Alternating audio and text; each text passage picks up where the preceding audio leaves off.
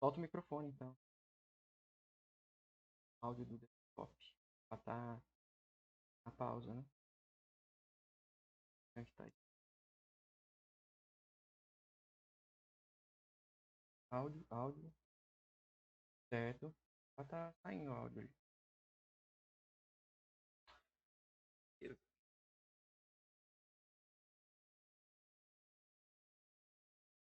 Aham, coloca ali.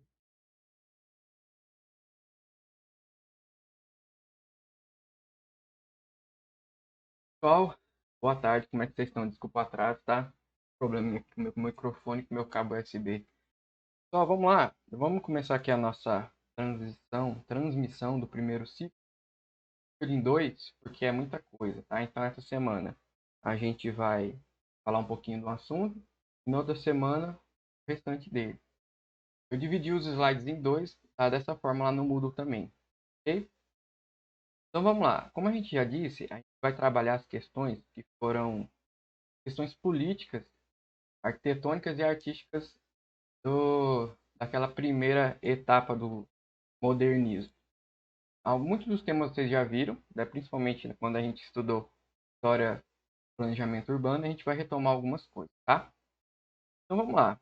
A primeira questão aqui é como que como que a sociedade estava vivendo a cidade naquela época, né? Eu lembro que estamos falando do período de 1920, quase no começo ali da década de 30, tá? Então, como a gente já tinha visto nas outras aulas, havia essa necessidade, né, necessidade por reformas urbanas em troca de uma melhor qualidade sanitária das cidades. Essa era, vamos dizer assim, a desculpa técnica disso tudo, né? Lembrando que a gente estava com as reformas urbanas de Paris, com o Barão de Haussmann, onde o sanitarista e o arquiteto pretendia fazer essa transformação do centro de Paris para transformá-la em uma cidade modelo. E mais ou menos nesse sentido havia uma necessidade da burguesia, principalmente, vamos falar aqui, pelo menos nesse primeiro período, de Rio de Janeiro. Rio de Janeiro era a capital da República,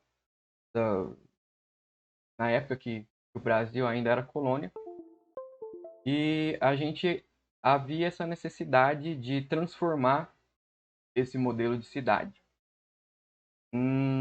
Então existia essa pressão da burguesia que queria transformar Rio de Janeiro a partir de um modelo parisiense com grandes avenidas, cobertas de canteiros. Para isso, necessariamente haveria necessidade de reformular aquele centro urbano do Rio. Por quê?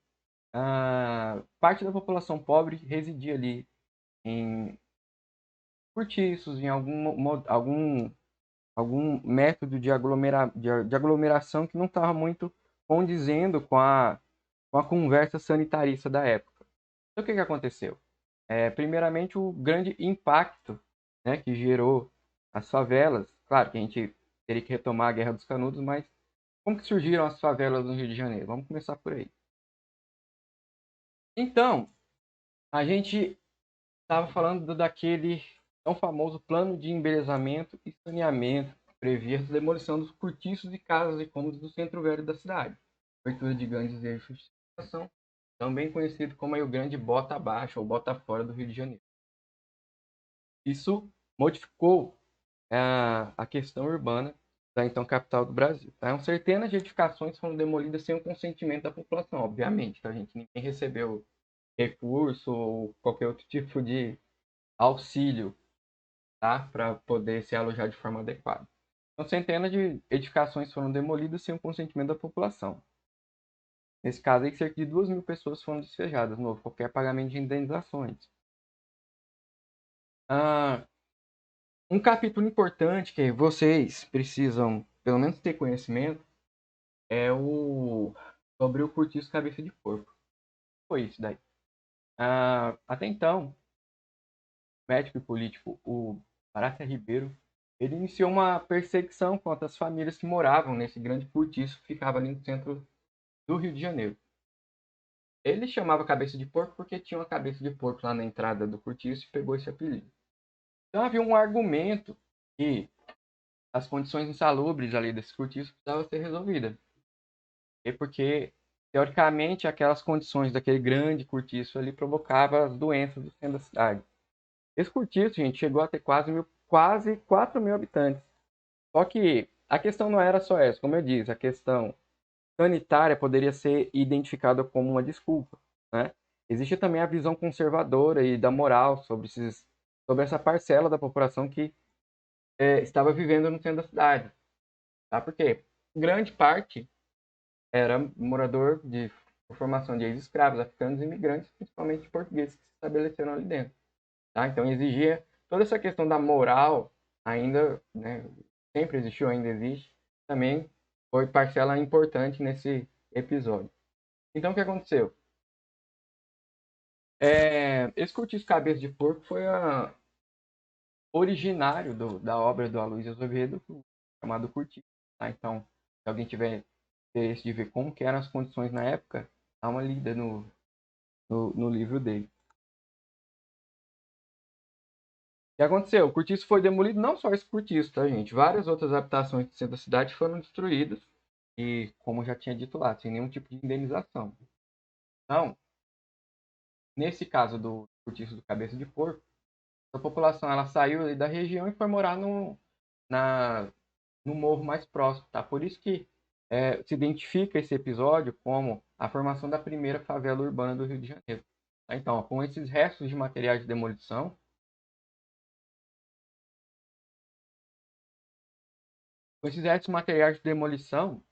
né, capa e tudo, só reconstruiu suas vidas, erguendo pequenos barracos sobre o Morro da Providência de Santo Antônio. Tá? Então, esse Morro da Providência aí, ele é bem famoso porque ele fica bem próximo do centro do Rio de Janeiro. Então aqui, ó, a gente tem um exemplo do que era o Rio de Janeiro e como que o traçado proposto ali na época do Pereira Passa iria modificar a então capital da República, da quase República, na verdade, né?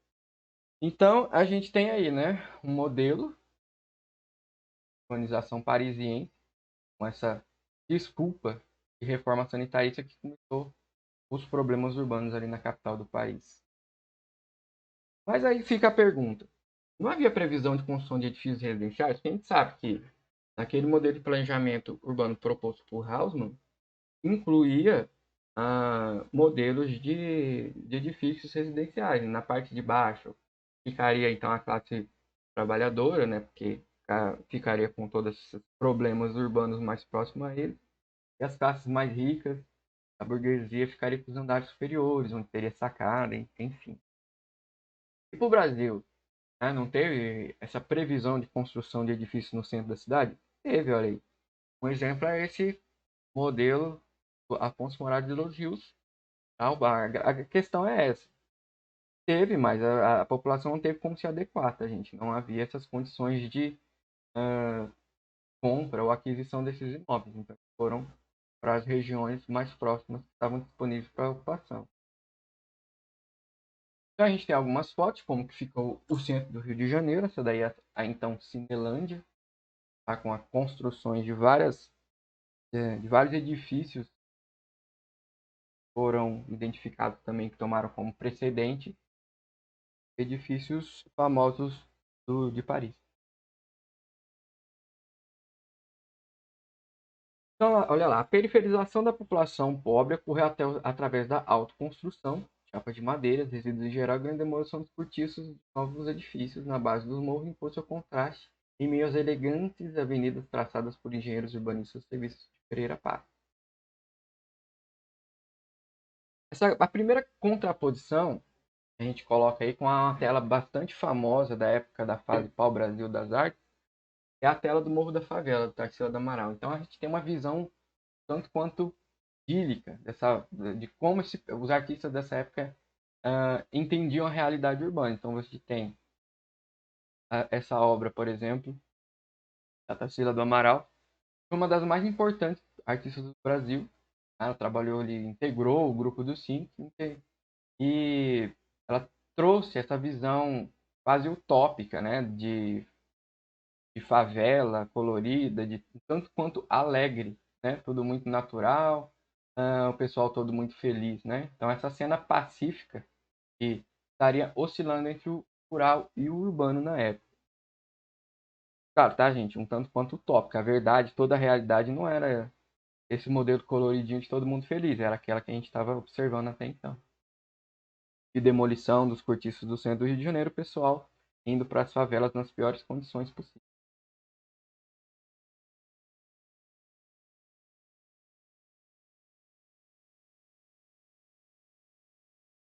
Vamos observar agora, gente, qual que foi a relação entre o Le Corbusier e a construção de Brasília. Tá? Ó, então a gente tem ali, ó, uma citação do Le Corbusier de 59. Ele colocou lá: recentemente o Brasil me pediu para aconselhar por ocasiões da edificação de sua nova capital, sede das instituições governamentais, uma cidade inteiramente nova a se construir, pedra por pedra, no meio das terras onde estão a savana e a floresta virgem. Obrigado por tanta confiança. Então, o que estava acontecendo na época de Juscelino Kubitschek? Ele assumiu a presidência e dissolveu a antiga comissão da capital. Então, em abril, ele criou a Nova CAP, Companhia Urbanizadora da Nova Capital, e nomeou Niemeyer como diretor do Departamento de Arquitetura. Tá? Então, houve, gente, um concurso para a escolha dessa nova capital. A gente vai, além do, claro que todo mundo sabe que o modelo proposto por Lúcio Costa foi que venceu o concurso, mas teve alguns outros modelos bastante interessantes que nós vamos analisar. Qual a intenção dessa análise? Da gente entender a relação entre a Vila Radiosa, do Le Corbusier, que vocês já conhecem, com alguns elementos chaves da construção de Brasília. Vocês vão ver que faz todo o sentido. Então, embora Le Corbusier não foi quem propôs a nova capital, foi Lúcio Costa, mas em vários elementos há esse paralelo entre a Vila Radiosa e a cidade que Lúcio Costa construiu. Vamos dar uma olhada aqui? Então, retomando, tá, gente? Quais são os 5 pontos da arquitetura moderna? Tá? No caso de construção, fachada livre, terraço, jardim, planta livre, janela em fita e explotivo. Tá? Então, 57, plano piloto para a nova capital brasileira reinterpretaria os ideais da Vila Radiosa, tá, gente? Não foi uma cópia. Não foram todos os elementos da Vila Radiosa que foram incorporados para Brasília. Na verdade, foram a maioria, só que adaptado a algumas condições e ideias de Lúcio Costa. Tá? Então, mas mesmo assim, aquele modelo principal teórico de cidade moderna ele foi incorporado, elaborado por Le Corbusier, projetado por Lúcio Costa, Panorama Internacional. As obras de Lúcio Costa estabeleceram a comparação entre Brasília e Vila Radiosa. Então, o que aconteceu para a construção da nova capital do Brasil? Ao se eleger presidente da República, ele se comprometeu à transferência da capital federal, então que era no Rio de Janeiro, para o Planalto Central, num ponto equidistante entre as capitais regionais do Brasil, conforme havia se estabelecido pela Constituição do Brasil. Criou a nova CAP e abriu o concurso para as propostas da nova construção da nova capital. No edital de proposta da construção de Brasília, havia alguns pontos obrigatórios. Quais foram eles? Vamos dar uma olhada. A. Traçado básico da cidade, que indicava a disposição dos principais elementos da estrutura urbana, a localização de interligação de diversos setores, centros, instalações e serviços, fruição dos espaços livres de vias de comunicação. Um relatório justificativo e depois foi definido e estipulado a população de meio bilhão de habitantes e necessariamente criação do lago. Então vocês vão ver que em todas as propostas você tem lá o lago e tem algum certo grau de densidade urbana para poder incorporar esse meio milhão de habitantes. Qual que foi o grande problema? Esse edital é muito simples, obviamente, para a construção de uma capital. Então, teve várias equipes e um grande número de propostas, 62 no total, tá? Como possibilitou uma flexibilidade da concepção dos projetos que refletiam os diferentes modos de apresentação e detalhamento. Obviamente, tá? Independente da proposta, vocês vão que existe uma relação. Por quê? A Carta de Atenas ela foi incorporada por todos eles, inclusive no próprio edital. Né? Então, a gente tinha necessariamente atender alguns pontos básicos, né? Que é habitar, trabalhar, recriar e circular. Vamos dar uma olhada nas propostas aqui. Ó, vamos dar uma olhada no segundo colocado. O segundo colocado foi proposto por Baruch Milman e sua equipe. Pode observar, então, uma grande semelhança com a proposta foi em primeiro lugar do Lúcio Costa. Tá? Embora alguns elementos são mais modernistas, né? Vamos dizer assim, o próprio traçado do lago tem umas mais retas.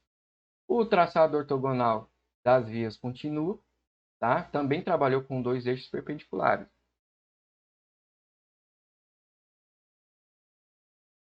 Aqui alguns outros exemplos. Pode perceber algumas semelhanças tanto com a Vila Radiosa quanto com a cidade que o Lúcio Costa recriou. Então, a comissão classificou como essa proposta? Apresenta a densidade conveniente, agrupando de maneira feliz as habitações na beira do lago. Ok, realmente. Tudo certo até então. Vamos analisar essa segunda, o terceiro lugar. Esse terceiro lugar é bem interessante. Tá? Então, coloca ali, ó. Ele apresenta uma alta qualidade plástica em harmonia e uma grande competência técnica. Bom, eles que estão dizendo, né? Essa terceira colocação foi proposta pelo arquiteto Rino Levi e sua equipe. Rino Levi, pessoal, ele teve bastante participação na construção de edifícios do Rio de Janeiro. Tá? Então, por exemplo, aquele edifício que é a sede da Fiesp lá na Avenida Paulista, aquela coisa feia, é um projeto dele. Tem alguns projetos interessantes, por exemplo, o Museu da Cultura, que também é em São Paulo, isso é interessante de observar. Mas por que que esse modelo ele é tão diferente? Ele propôs um modelo bem distinto dos outros, né? Vamos observar aqui, ó. Ele propunha, por exemplo, edifícios gigantescos, bem altos, de 300 metros de altura por 400 metros de comprimento, onde ele potencializa esse ideal de cidade vertical. Então, ó, vamos dar uma olhada aí na maquete do setor de habitação intensivo e centro urbano. Ele propunha esses super blocos residenciais, né? Ele fazia quase uma modificação mesmo, né? Tirar a cidade do chão e verticalizar, né? Então, como está ali na observação, essa opção se deve talvez à experiência do escritório de Gino Levi, um dos responsáveis pela verticalização do centro da cidade de São Paulo. Só que, bom, sem querer julgar a qualidade plástica, né? Mas hoje ele é um tanto quanto estranho, né? Parece mais um, sei, enfim, parece um pombal, muita concentração de pessoas dentro de um edifício. Como que isso resolveria, por exemplo, a questão de incêndio e deslocamento dentro desse X? Obviamente, tá? Essas questões não eram levantadas na época. Questões de incêndio, por exemplo, só foram ser identificadas ali a partir do incêndio do edifício de Joelma, que se não me engano foi na década de 60, no comecinho da década de 60. Então, ó, de acordo com Milton Braga, o projeto é talvez o mais inovador em si, realmente inovador. É diferente, né, do que os outros. Embora do ponto de vista conceitual ele ainda estivesse defendendo a cidade funcionalista, ele antecipou a formação dessa arquitetura racionalista funcionalista, que veio a seguir no mundo inteiro das megas estruturas. Então, pessoal, veja só, ele propunha esse superbloco de 16 mil habitantes, até ruas internas, né, próximos ali ao Lago Paranaguá. O júri considerou que o projeto tinha uma boa aparência, mas não tinha um centro de transporte, além de representar uma altura desnecessária dos edifícios, com uma concentração de pessoas desaconselhável, com certeza, né? Vamos dar uma olhada na proposta dos irmãos Roberto e sua equipe. Essa já é uma proposta mais diferente, ela segue uma linha mais voltada ali para as questões da cidade de Jardim. Nesse projeto, ele trazia uma ideia de ligações de conjuntos metropolitanos através de núcleos centrais. Eles estariam afastados e fariam tradições de não integração entre si. Seria composto, então, por 7 células, né, que eram constituídos, eram oriundos ali, né? Ele se baseou nos modelos de tribos nômades africanas, mas também se assemelham aos esquemas de organização da cidade de Jardim de Volta. Então a gente tinha próximo ao Lago Paranoá as suas formações e havia essa possibilidade de crescimento da cidade. Função. Houve uma questão na época que muitos observam esse projeto, essa proposta de Brasília, algo mais cabível do que a proposta do Lúcio Costa. Então a gente tem ali uma citação de Souza, um trecho do livro de Souza. Ele fala que trata-se de essa proposta que a gente está analisando, ela trata de uma mais aprofundada e completa em matéria de interesse social do que a de Foz. Opção final do júri por este ressalvando os aspectos ainda obscuros relativos à impossibilidade de interferências irregulares até a divulgação do resultado final. Tá? Na verdade, o pessoal acha que essa escolha da cidade de Lúcio Costa foi implementada principalmente pela questão monumental, né? O Brasil ele queria romper essa ideia de colônia para a formação de uma nação. Então, Brasília precisaria ser mais imponente e a proposta de Lúcio Costa ficaria mais adequada. Ficou em quarto lugar, tá? Por sua ampla pesquisa de desenvolvimento regional e seus estudos aprofundados dos problemas econômicos e administrativos. E nós temos 3 propostas que ficaram empatadas em quinto lugar. O primeiro é o do Henrique Mindlin, bastante parecido também, tá, pessoal, com a proposta do plano de Lúcio Costa. Centro-Se traz ali articulação entre os ministérios também.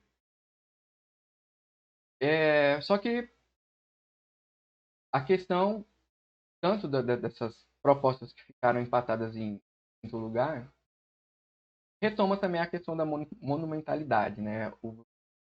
A equipe técnica do concurso achou, por exemplo, que existiam dificuldades, só que as propostas elas estariam ausentes de caráter de uma nova capital administrativa ao porte de Brasília. Então eles disseram que parecia muito mais um modelo de uma aldeia agrícola que a capital de um país.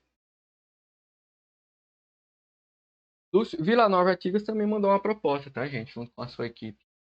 Tá? Foi considerada bastante adequada também porque trazia essas questões de habitação social.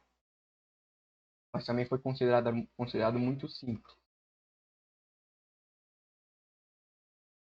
E a cidade que Lúcio Costa investiu, que é a que vocês já conhecem, eu não vou me aprofundar muito porque vocês já estudaram Brasília, só vou trazer alguns pontos entre a Vila Radiosa e a Brasília de Lúcio Costa.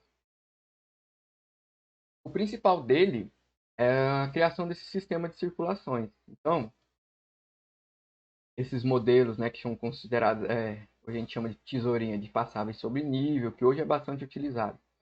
Costa trouxe isso da França, aí houve esse propósito de aplicar princípios francos da técnica do rodoviário, inclusive de eliminação de cruzamento. A técnica urbanística conferida-se ao eixo arqueado corresponde às vias naturais de acesso, à função circulatória tronco, com as pistas centrais de velocidade de pistas laterais para o tráfego local e dispõe-se ao longo desse eixo do grosso de setores residenciais. A proposta aqui de Lúcio Costa, além da eliminação de cruzamento, era trazer essa hierarquização viária, tá? Vias de alto fluxo, vias de médio fluxo e vias de baixo fluxo. Então, vejam bem, tanto Brasília quanto a Vila Radiosa adotam, nas suas áreas residenciais, a morfologia das unidades de vizinhanças, áreas residenciais autossuficientes que possuem todas as facilidades necessárias à vida urbana, numa distância acessível a pé, salvaguardas do tráfego de passagem capaz de promover a sociabilidade a partir das relações de vizinhança. Ó, do lado a gente tem a proposta de unidade de vizinhança da Vila Radiosa e do outro lado a superquadra de Lúcio.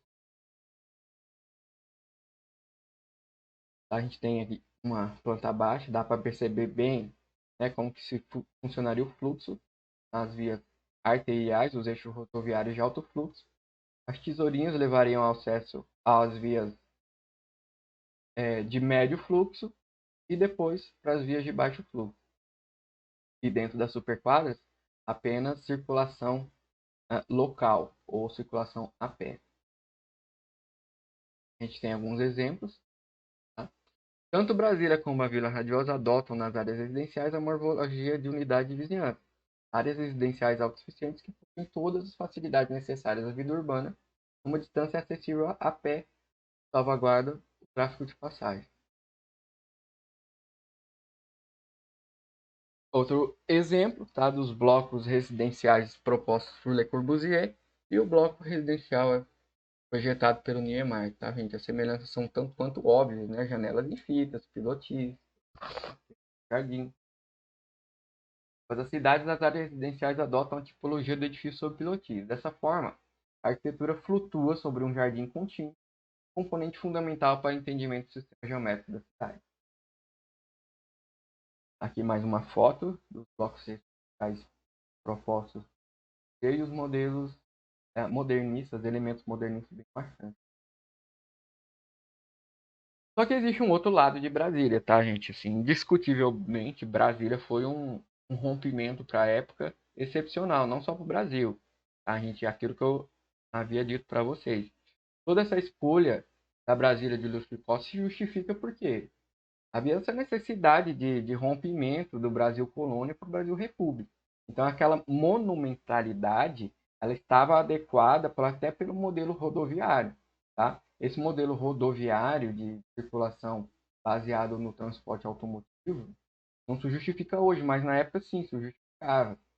Tá? Até pela própria chegada das fábricas de automóveis no Brasil, que foram importantes para o desenvolvimento do país daquela época. Só que vamos dar uma olhada aí do outro lado da história. A questão é, o pessoal chegava para trabalhar em Brasília, mas não tinha onde morar. Então, as pessoas não tinham onde morar. Então, pediam um resto de obra, tábuas velhas, por acaso. Eu que estava incluído disso aí, e pedi um material para fazer. Mas onde fazer? Então, vamos fazer aqui atrás, porque nós estávamos certos que tudo seria desmanchado. Então, a nova CAP, ela cedeu provisoriamente um espaço próximo ali a Brasília para a construção dessa cidade livre. Vamos ver então o que foi essa cidade livre de Brasília. Então, a Nova Cap, no fim de 56, abriu algumas avenidas ali no núcleo de Bandeirantes, tá? Mais tarde conhecido como Cidade Livre. Esse núcleo ele ficava mais ou menos 10 quilômetros do plano piloto. O loteamento era destinado a uso exclusivamente comercial e por isso não era fornecido alvará para as residências. Sua existência estaria limitada apenas ao período de construção de Brasília. Os lotes eram cedidos em sistema de comodato. Então, ao final do término da construção da cidade, eles tinham que devolver para a Nova Cap. A escritura não era definitiva e deveriam ser devolvidas à Nova Cap no final de 1959. Para incentivar a vinda de comerciantes para a região, a localidade também estava livre de pagamento de impostos, por isso o nome de Cidade Livre. Então a gente tem ali uma imagem no núcleo Bandeirantes em 59 e como que ele está hoje. E tem também essa contraposição. E por um lado, as superquadras de Brasília traziam uma proposta que o modernismo, quase uma evolução social, né? Havia também o outro lado, a realidade, né? Que era como que a gente estava tratando, como que o Brasil estava tratando as pessoas que estavam sendo responsáveis pela construção dela, ok? Então, essa cidade livre, de acordo com o IBGE, até 57, esse núcleo bandeirante constava com 2.212 habitantes, dos quais a porcentagem era homem para mulher. 342 edificações eram de madeiras recobertas com chapas de alumínio, zinco e até mesmo com palha, tá, pessoal? O resto de construções de Brasília. Dá para ver nessa imagem do Rio de Janeiro como que a real face de Brasília na época é exatamente essa. E ao fundo a gente tinha os ministérios, construções de uma cidade modernista que traria essa nova imagem de Brasil República. Na verdade, trouxe uma outra imagem também do Brasil de República que a gente tem até hoje. Por isso que é tão difícil, pessoal, a gente tratar as questões urbanas, tá? Tudo tem um histórico por trás, então as coisas são um tanto mais complicadas, então soluções também não são simples, ok? Só que lá em 1960, antes mesmo da inauguração de Brasília, a cidade já tinha 12 mil pessoas morando, né, de forma irregular, cidade livre. E também ocupando outros locais, tá? As Esperança, Tenório, País, Aracubici. Então, qual foi a opção? Né? Havia necessidade de resguardar a construção de Brasílias ali para os servidores públicos e para suas famílias que iriam trabalhar ali dentro. Mas muita gente resolveu ficar por ali. Daquelas 12 mil pessoas, não tinham o que fazer. Né? Algumas voltaram para suas casas, outras não, outras ficaram por lá. Qual foi a solução da Nova Cap? Olha bem, pessoal. Entenda, porque nós vamos fazer um paralelo com o atual, tá? A gente está trazendo informações sobre, por exemplo, como que surgiu o Morro da Providência do Rio de Janeiro, tá? E o surgimento do problema urbano que a gente tem hoje, que é a segregação socioespacial, fragmentação socioespacial, criação das favelas. Vamos entender, então, como que essa questão da construção de Brasília e a proposta da nova CAP de criação de cidades satélites para abrigar essas pessoas tem relação com os dias atuais. Então, para resolver os problemas das invasões, foram criadas cidades satélites do Gama e de Tabatinga. Deixa eu mostrar aqui com o mouse. A gente tem Tabatinga e tem Gama. E a gente tem outras, tá, gente? Então, ó, Jorge Wilhelm criticou as imensas favelas e a política de avestruz, tá? Então, Brasília, por um lado, é visto de uma forma quase excepcional, sim, não deixa de ser, mas também é visto como essa política avestruz, né, que a gente insiste, né, em fechar os olhos para os problemas, né, empurrar. A criação dessa cidade satélite é exatamente isso, empurrar o problema do centro das atenções para trás que levava o escamotear o problema da adaptação por meio de criação de cidades satélites. Então, veja como que é Brasília hoje, né? O trânsito, Se a gente tem um modelo padronizado de habitações com um limite de construções de andares para preservar toda a concepção de Brasília, nas cidades satélites não tem esse problema. Por exemplo, Águas Claras, que é uma das cidades satélites, né, fica bem próximo a Brasília. A maioria dos edifícios são prédios e não seguem aquele modelo da capital. São edifícios como tem em Campo Grande, como tem em São Paulo mesmo. E onde a maioria da população que trabalha em Brasília mora lá. Então, assim, para quem que são aquelas superquadras? Não é para mim, não é para vocês. Quando eu estou considerando eu e você, a classe trabalhadora não de fábrica, vamos dizer assim, né? Porque não é, tá, gente? Um aluguel numa superquadra, você quer ter aquelas benefícios urbanas? Ótimo, você vai ter que pagar por elas.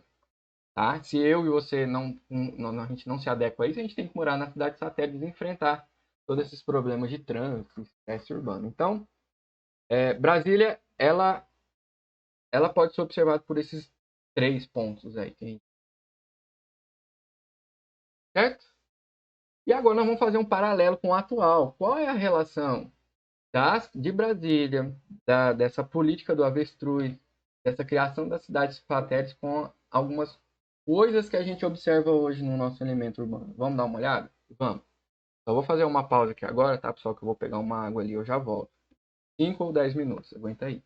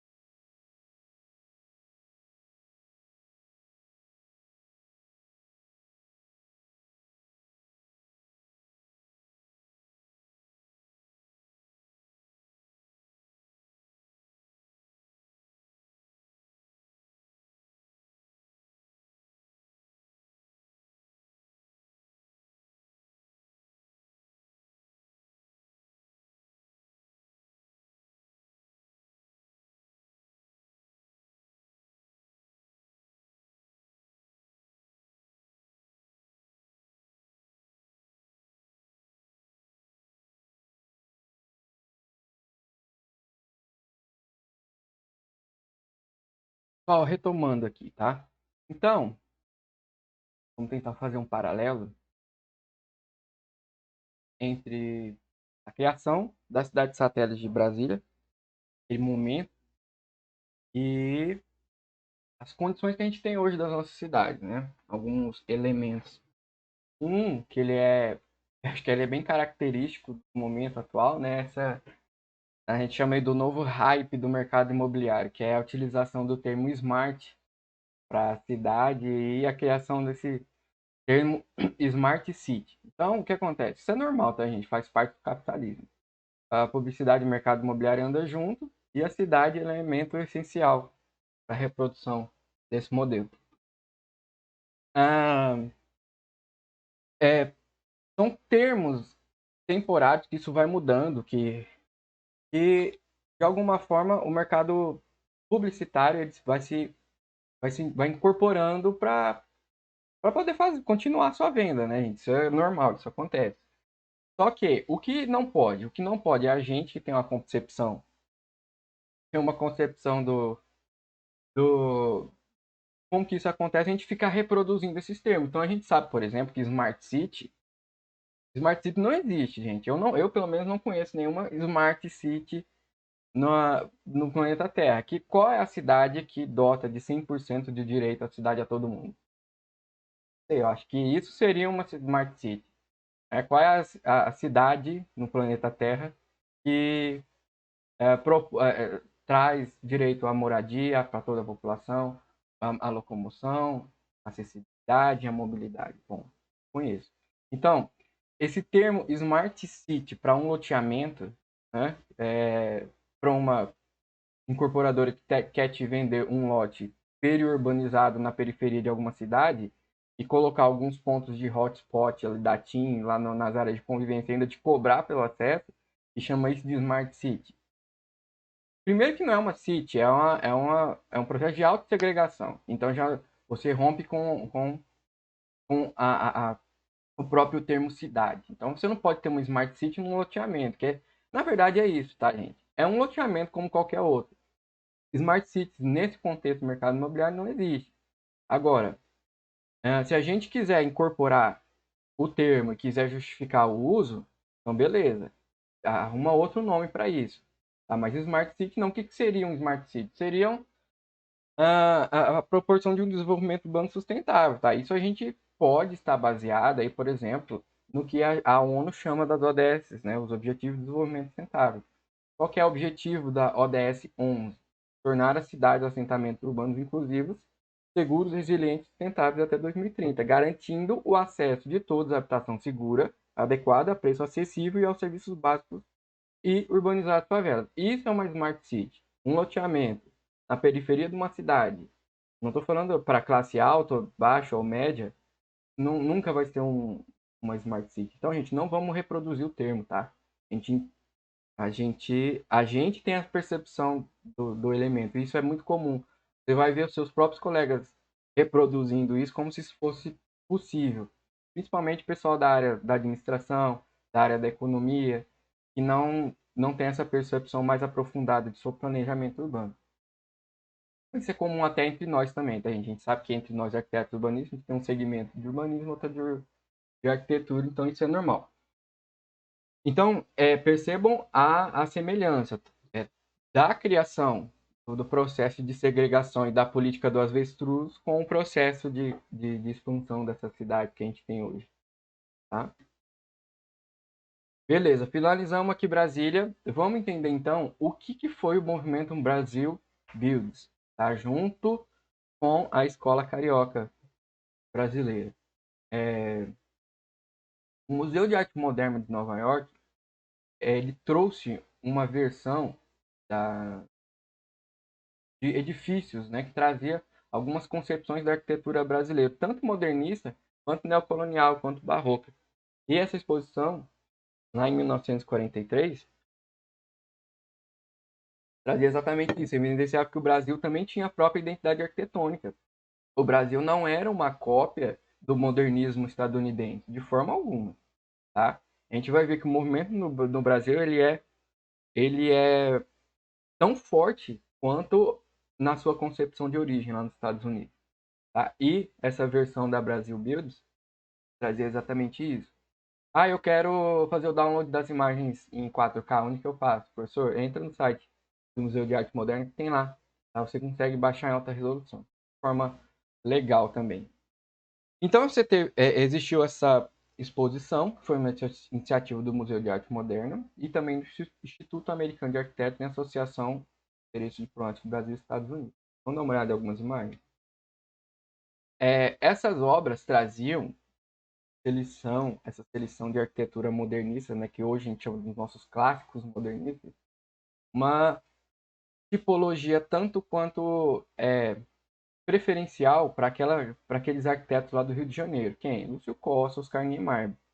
A gente trazia influências dos princípios de Le Corbusier, só que algumas características específicas dessa escola carioca. A gente tem, por exemplo, o edifício do Ministério da Educação e Saúde, um dos nossos clássicos, quando a gente foi estudar, por exemplo, modernismo. Estação de hidroavião de Rio de Janeiro, a Ilha Restaurante da Pampulha. A gente tem também essa versão lá do Museu de Arte Moderna, trazia também uma seção dedicada às edificações antigas. Cidades encontravam exemplares de arquitetura religiosa barroca, Francisco Garcia, Ouro Preto, Minas Gerais, e também trazia elementos fundamentais ali do período colonial, principalmente da arquitetura neocolonial. Isso a gente vai trazer também outro assunto de extrema importância para a gente entender o momento da nossa sociedade. Que é esse, qual? O movimento antropofágico. Mas o que é que tem a ver com o movimento antropofágico das artes com a arquitetura? Tudo, tá, gente? A gente vai ver a intenção de trazer momentos políticos, artísticos e arquitetônicos é para ver que isso funciona quase como uma roda. Um vai modificando e influenciando o outro. Né? Então, esse movimento antropofágico, o que significa esse termo? Trata-se de uma manifestação artística brasileira da década de 20, fundada por Oswald de Andrade e Tarsila do Amaral. Nas artes, aí a gente pode trazer para a arquitetura também, havia essa proposta de assimilar outras culturas, mas não copiar. A marca símbolo do movimento antropofágico é o quadro Abapuru, da Tarsila do Amaral. Então, a ideia do movimento antropofágico brasileiro para o modernismo é a mesma coisa. A gente assimilar outras culturas, assimilar outras arquiteturas, no nosso caso, o modernismo, mas trazer também a nossa proposta de adequação para a nossa realidade. E isso a gente vai ver que a gente traz agora essa questão do modernismo regional. Né? Vamos observar aqui. E o que o Lúcio Costa tem a ver com isso? Muita coisa, vamos dar uma olhada. A gestação da arquitetura moderna brasileira ocorreria nesse ambiente, nesse ambiente artístico também, uma necessidade de a criação de uma identidade cultural. É aquilo que eu disse para vocês. A própria escolha de Brasília teve relação com isso. Tá? A questão é por que o modernismo para Brasília? Por que a gente não trouxe, por exemplo, o neocolonial, já que a gente tinha modelos tão importantes. Por exemplo, a Universidade Federal de Rio de Janeiro é um clássico neocolonial. Então havia também esse conflito. Naquele momento existem esses dois conflitos. Duas correntes distintas acabaram se articulando. De um lado, a chamada arquitetura neocolonial, defendida por José Mariano, Ricardo Severo, defendiam a valorização dos elementos nacionais, um resgate de princípios usados desde a fundação do Brasil. Já o grupo de modernistas que a gente tem, Lúcio Costa e Carlos Memais, propunha um rompimento com o passado. A grande questão é, de um lado a gente tinha uma visão mais conservadora, que eram aqueles que queriam a arquitetura neocolonial, né? E não, tinha aqueles mais queriam trazer uma proposta mais modernista e mais adequada para exatamente romper com essa identidade Brasil colônia que o próprio nome diz, a arquitetura neocolonial trazia. O problema ou não é que alguns elementos locais eles foram quase que sumindo, né? Então a nossa arquitetura neocolonial hoje, embora a gente tenha bastante protótipo e exemplo por aí, ela está quase em extinção. Como que a gente reconhece uma arquitetura, uma casa neocolonial? É, ela é bem característica, é muito fácil. Primeiro, geralmente, a gente tem uma área frontal, vou pegar o mouse aqui, né? A gente tem uma área frontal em formato de arco, sabe? Sempre geralmente com a presença de aduelas salientes de pedra. Paredes de superfícies irregulares, né? Geralmente elas são rugosas ou têm alguma textura. Frontões em arco, triângulos cobertos por telhas, nesse caso aqui triangular, ou pode ser em arco também. Pequenos painéis de azulejos isolados, né? Nesse caso aqui a gente tem uns, ó. E chaminés com pequenos arcos. Aqui a gente não tem exemplo. Mas é isso, gente. É bem simples, né? Tem alguns exemplos neocoloniais populares, como por exemplo esse que a gente está observando aí. Então, assim, geralmente em capitais, a gente tem alguns modelos, né? Capitais ou cidades mais, mais anos de história.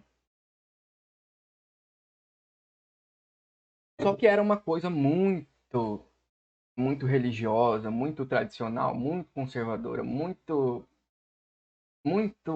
com muito excesso, né? Que não era aquela coisa que o modernismo trazia ali junto com a Carta de Atenas. Mas tá, novamente a pergunta, o que é que o Lúcio Costa tem a ver com isso? Vamos ver.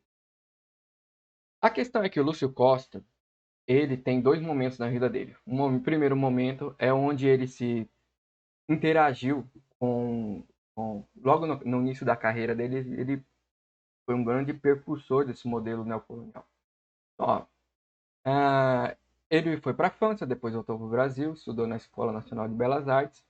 Ele tem essa dupla aventura, né? Um neocolonial bem formado ali, principalmente no início da sua carreira, e depois ele rompe totalmente, ou quase totalmente, né? Traz ainda algumas, a gente vai observar isso, e ele parte para o modernismo, formado dentro da Escola Nacional de Belas Artes. Então, por exemplo, um dos primeiros projetos do Lúcio Costa foi o Pavilhão do Brasil na Exposição de Filadélfia. Dá para ver que ele traz todos os elementos neocoloniais de forma bem característica. Tá, mas e aí, o que aconteceu? O período neocolonial de Costa foi marcado por uma fase conturbada da vida pessoal do arquiteto, fase que curiosamente pareceu querer excluir de seu currículo. Aconteceu alguma coisa, ele não quis mais, ele quis romper totalmente com o neocolonial, e o texto está dizendo, não sou eu, é fofoca, dizendo que existia alguma questão pessoal também dele lá, e que esse apagar do passado nele, necessariamente ele teria que romper com o neocolonial. Então ele viajou para a Europa por motivos sentimentais, estava dividido entre dois amores, e ao retomar, enfim, tanto faz. O fato é que, ao voltar da Europa e antes de retomar o Rio se casar, ele ficou um tempo em alguns hospitais de cidades coloniais mineiras, em Caraçá, Sabará, Mariana Ouro Preto, onde, além de se curar de seus problemas de saúde, ele enxergou o neocolonial de uma forma bem específica. Ele colocou lá assim, ó, comecei aí a perceber o equívoco do chamado neocolonial. Lamentável mistura de arquitetura religiosa e civil, de pormenores próprios de épocas e técnicas diferentes, quando tinha sido tão fácil aproveitar a experiência tradicional no que ela tem de válido para hoje e para sempre. Ele coloca ali, ó. O ideal em arquitetura doméstica não é a casa de aspecto eternamente novo, reluzente, lustrada, polida, que parece gritar: cuidado, não me toque. Cuidado com a tinta, longe disso, não suja aqui, não suja aquilo. A verdadeira casa é aquela que se harmoniza com o ambiente onde situado está, e tem cor local. Aquela que nos convida, que atrai, que parece dizer: seja bem-vindo. A partir de então, ele traz um rompimento bem específico. Aquele momento traz novos modelos, novas ideias de arquitetura, como por exemplo, o pavilhão brasileiro para a Feira Universal de Nova York 39. Já dá para perceber todos os elementos modernistas de Le Corbusier dentro desse projeto dele. Então, o que ele quis dizer com essa fala dele aí? Deixa eu voltar o slide. Basicamente, é que era muita frescura o neocolonial para ele. Era muita frescura, muito adereço, muito casa de vó, né? Realmente, parece uma coisa muito detalhada, com muito cuidado, que tem que ter muito asseio. Já o modernismo não, ele já traz uma coisa de liberdade, né? Um tanto quanto características mais limpas e mais eficientes, vamos dizer assim. Basicamente o que ele quis dizer, o que ele quis dizer era isso. Era muita frescura, a gente precisava romper com isso. Beleza. Mas e ainda, o que o Lúcio Costa tem a ver com isso? Além do rompimento, desses dois períodos da vida dele, o Lúcio Costa propunha que a capital do país fosse representada por um modelo de arquitetura modernista brasileira que, segundo ele, fosse uma expressão nativa mas obviamente estava diretamente relacionado com o conceito de Le Corbusier. Claro, né, Le Corbusier é o ícone da arquitetura moderna.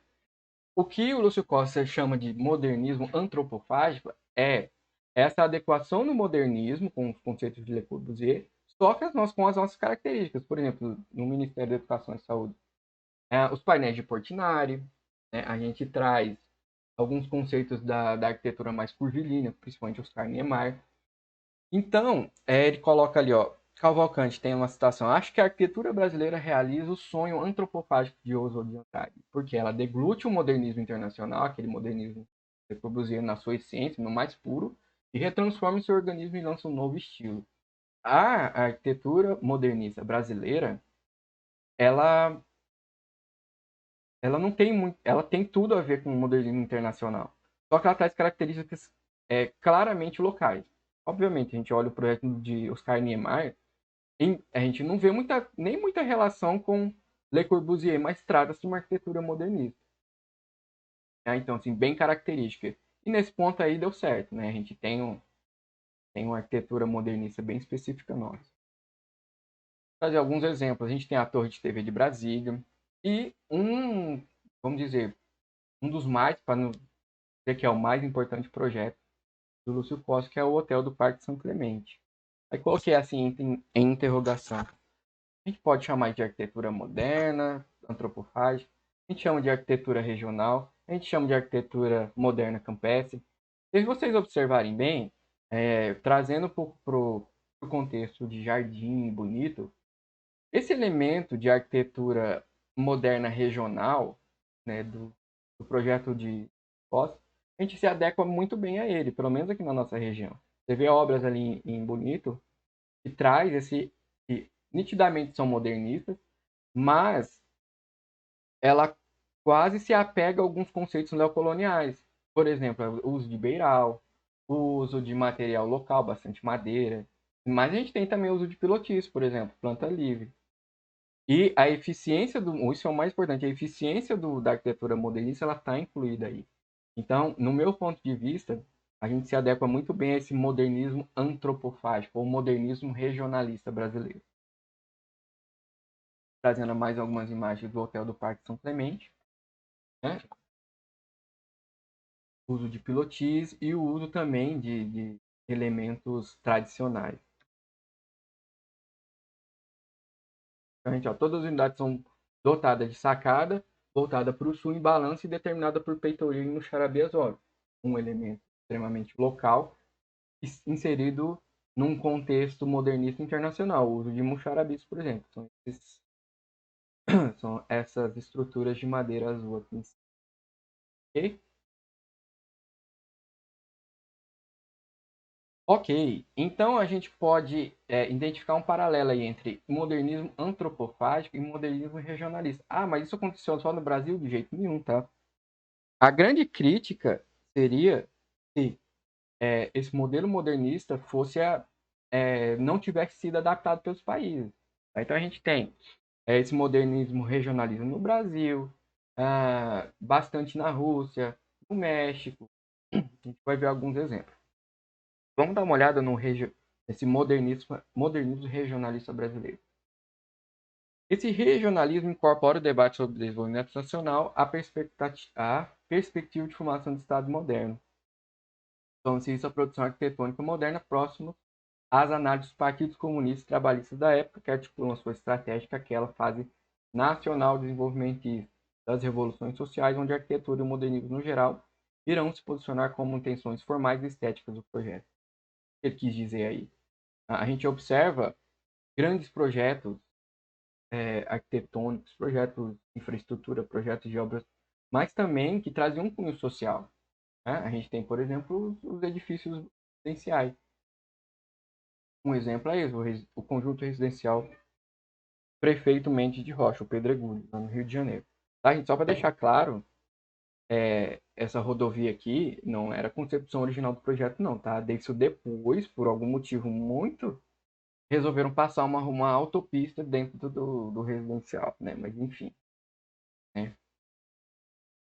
Construíram um projeto de alguma forma, né? A concepção continua ali, mas o fato de você passar uma rodovia dentro dele acabou com tudo.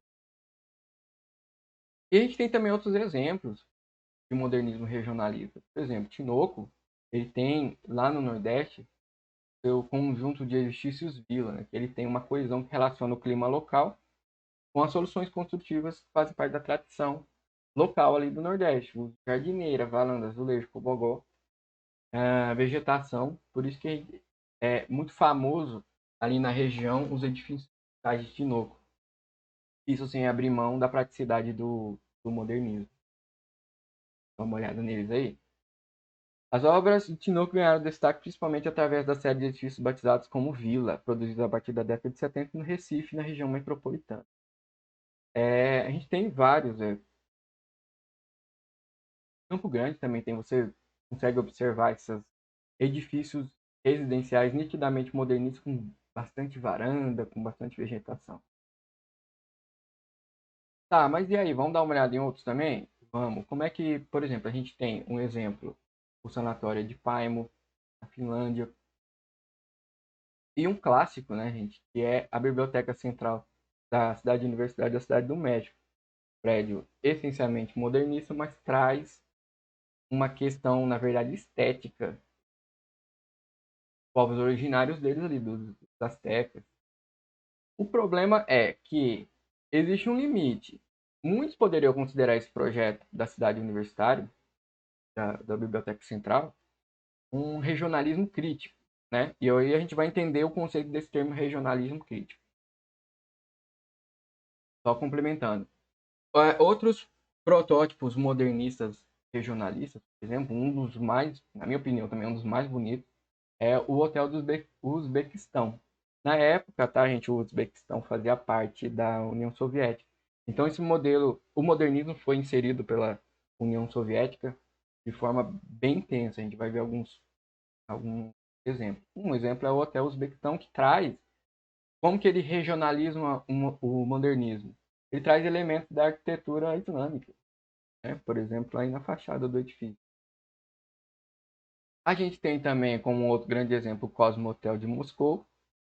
E ali no cantinho da imagem, um ponto de ônibus modernista. Quando a gente traz um modernismo muito popular, isso quer dizer que aquele movimento arquitetônico ele funcionou muito bem na região, né? Então a gente vai ver também como que isso funcionou no Brasil. A gente tem posto de combustível, a gente tem escola, a gente tem pequenas edificações, a gente tem ponto de ônibus modernistas. Isso induz alguma coisa.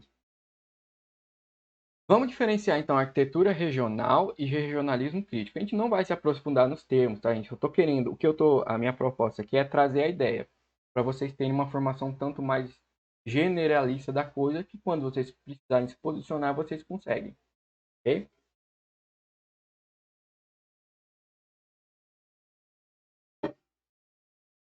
As obras dos arquitetos tidos como regionalistas apresentam certas características em comum, não pela forma arquitetônica em si.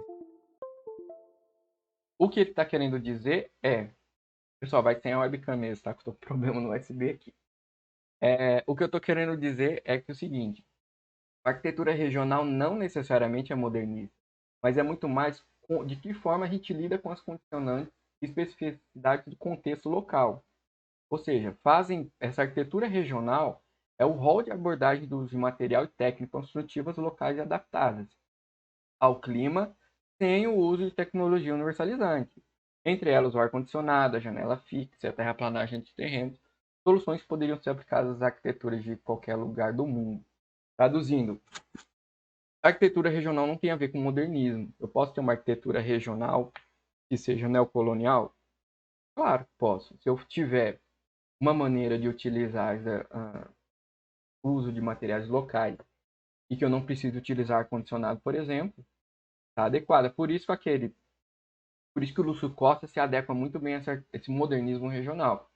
Ele traz o modernismo, mas de forma a utilizar os aspectos condizentes locais. Então, eu não vou usar janela em fita aqui no meu projeto, porque a fachada aqui é a fachada leste. Se eu colocar uma janela em fita aqui, isso aqui vai virar uma estufa e eu vou necessariamente precisar utilizar um ar-condicionado. Entende a diferença? Ó, coloquei como exemplo, um exemplo de arquitetura regional, um projeto que é muito interessante, pessoal, ganhou muitos prêmios, inclusive vocês podem dar uma pesquisada por aí. É do novo edifício da Universidade Alioune Diop, em Senegal. Tá? Então a gente tem, obviamente, um edifício modernista, mas que faz uso e se adequa perfeitamente às condições locais. Né? Ó, eu não tenho, por exemplo, janela em fita, embora tenha bastante concepções do modernismo, uso de pilotis, uma arquitetura mais limpa, né? Fachadas, o uso, por exemplo, dos frises. Tá? E o que é o regionalismo crítico? Já o regionalismo crítico ele é representado por arquitetos que basearam sua produção em trabalhar as vistas especificidades locais, mas sim representaram uma reprodução fiel de arquiteturas vernaculares. Portanto, uma abordagem crítica em relação ao regional. Crítica ao regionalismo crítico, baseada na ameaça da universalização, não é direcionada apenas ao modernismo, mas também a soluções tidas como populistas, que remontam a um determinado passado com um caráter comercial, voltado à cultura de massa. Aí a grande crítica da arquitetura pós-moderna. Por isso que se você ouve muita gente criticar a arquitetura pós-moderna, que parece que é aquilo, né? Quando o modernismo passa do limite. Quando a gente entende que o modernismo ele pode ser utilizado, mas ele precisa estar adequado às condições locais. É por isso que o modernismo regional ele é tão bem adequado, né? O nosso modernismo brasileiro ele é tão bem adequado. Ah, vamos dar uma olhada aqui. Por exemplo, o projeto de Salmona, lá em Torres do Parque, lá na Venezuela. Aparentemente, né, ele tem uma ideia de arquitetura regional, até ele aparentemente utiliza as técnicas locais de construção, mas isso é aparente, né? Ele parece, até pela própria cor da edificação, ele tem um uso mais adequado local, mas não, né? O uso de ar-condicionado é intenso, hein? É quase um engano, na verdade, né? Quando a gente intensifica mais o problema do regionalismo crítico, a gente chega na grande questão do pós-modernismo e da arquitetura que a gente chama de kitsch, né? Que ela é a imitação, mas só que ela perde a função original. Por exemplo, a gente tem um grande exemplo de arquitetura kitsch, são as lojas da Havan. Ela imita essa arquitetura, só que ela perde a função original das colunas e do frontão, por exemplo. Algo tudo muito exagerado, muito fora de escala. Uma estátua da Liberdade ali no centro de Campo Grande. Tem, não existe. A gente traz o regionalismo dos Estados Unidos para o meio de Campo Grande. Como que isso pode funcionar? Isso não vai funcionar. Tá? A grande crítica do pós-modernismo é exatamente isso, essa necessidade de ficar empurrando para uma cultura, para uma cultura, uma arquitetura que ela é internacionalizada, tá? A gente tem que uma arquitetura que ela ignora as diferenças. A gente tem como outros exemplos também os edifícios religiosos da Igreja Universal, que a mesma coisa, tá, gente? A perda da função dessas colunas, não tem função nenhuma estrutural, um exagero na questão de escala. Enfim, outro exemplo, né, que ficou muito em voga no momento, por exemplo, ali a casa lá daquele cantor de sertanejo, que assim, a pessoa não pode não ter nenhuma identificação e conhecimento da arquitetura, mas você olha aquilo, você sabe que tem alguma coisa errada, sabe? Então, não é nenhuma crítica da arquitetura em si, é que nitidamente tem alguma coisa errada com aquilo e não está adequado às condições normais. Certo, pessoal? Finalizo então aqui a primeira parte. Tá? Na semana que vem a gente vai tratar de alguns outros elementos, como por exemplo a arquitetura regional modernista, de que forma ela se popularizou pelo Brasil. E aí a gente finaliza, eu coloco uns exercícios lá para vocês têm até o fim do mês para responder para mim, ok? Até a semana que vem. Muito obrigado.